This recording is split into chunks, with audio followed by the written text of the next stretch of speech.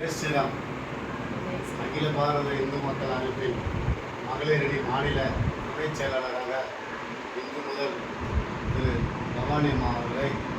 திருமணதாக நியமிக்கிறோம். அவரை பரிந்துரை செய்த மாநில சட்ட ஆலோசகர் திரு ரஜினி அவர்களும் இந்த நிகழ்ச்சிக்கு தலைமையேற்று நடத்தி கொண்டிருக்கும் காஞ்சிபுரம் மாவட்ட தலைவர் திரு கோபி அவர்களும் இந்த நிகழ்ச்சிக்கு வருகை தந்திருக்கும் சென்னை மண்டல தலைவர் திரு ரமேஷ் அவர்களும் மகளிரணி மாநில துணைச் செயலாளர் திரு ஜானகி அம்மா அவர்களையும் பதிவார்கள் வரவேற்று இன்று முதல் திரு பவானி அம்மா பணி